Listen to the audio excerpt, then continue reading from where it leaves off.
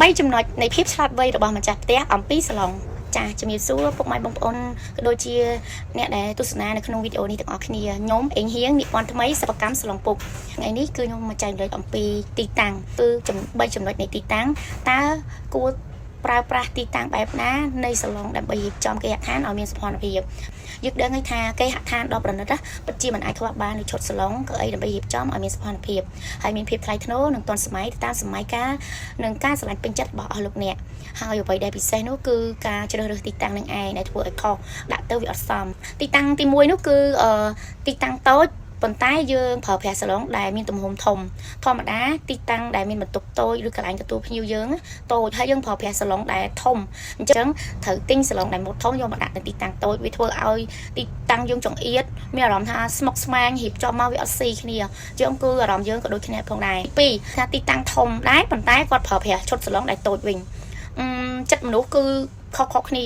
ធម្មតាទេដូចយើងស្រឡាញ់ពេញចិត្តមកយើងយកម៉ូតូដែលដាក់ធ្វើឲ្យទីតាំងហ្នឹងវាមើលទៅទូលំទូលាយពេកហើយវាអត់ស៊ីជាមួយទីតាំងហើយការរៀបចំតុបតែងនោះគឺសំខាន់ណាស់ព្រោះអីការរៀបចំតុបតែងលម្អហ្នឹងវាធ្វើឲ្យអារម្មណ៍យើងហ្នឹងវាស្រស់ស្រាយពោពេញទៅដោយធម៌ពលមានក្តីសុខជាមួយនឹងរចនាបថក្នុងផ្ទះហើយក្នុងក្តីសម័យរបស់យើងមានផ្ទះហើយសាឡុងគឺសង្ហារឹមហ្នឹងក៏ត្រូវការឈុតសាឡុងទៅតាមក្តីសម័យដែរអញ្ចឹងយើងអាចកំងកាត់វាជារឿងល្អជាងចាព្រោះយើងស្រឡាញ់ម៉ូតធំប៉ុន្តែយើងអាចកំងកាត់ម៉ូតតូចបានហើយម៉ូតឈុតដាច់ក៏អាចកំងជាឈុត L បានដែរគឺការកំងកាត់គឺវាស័ក្តិសមហើយត្រឹមត្រូវជាងហើយប៉ុន្តែមិនមែនថាទិញស្រាប់នឹងអត់ល្អទេវាតាមការជ្រើសរើសរបស់អតិជនក៏ដូចជាទៅតាមការជ្រើសរើសរបស់ពុកម៉ែបងប្អូនទេដែលគាត់ចង់បានទៅតាមធនធានអញ្ចឹងអ្វីៗគឺល្អទាំងអស់ទៅតាមការស្រឡាញ់ពេញចិត្តហើយទីតាំងទី3នោះគឺទីតាំងដែលត្រូវប្រើឈុត L ទេប៉ុន្តែយើងប្រើឈុតដាច់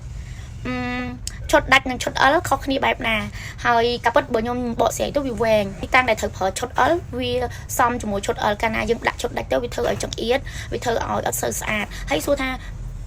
ខុសមិនអត់មានខុសទេគឺត្រូវប៉ុន្តែវាសួរថាស្អាតអត់សមខ្លាំងអត់តាន់ខ្លាំងទេអញ្ចឹងដើម្បីយល់ដឹងឲ្យកាន់តែច្បាស់គឺយើងសិក្សានិងយល់អំពីទីតាំងនេះអ្វីដែលខ្ញុំចង់ណែនាំនោះគឺ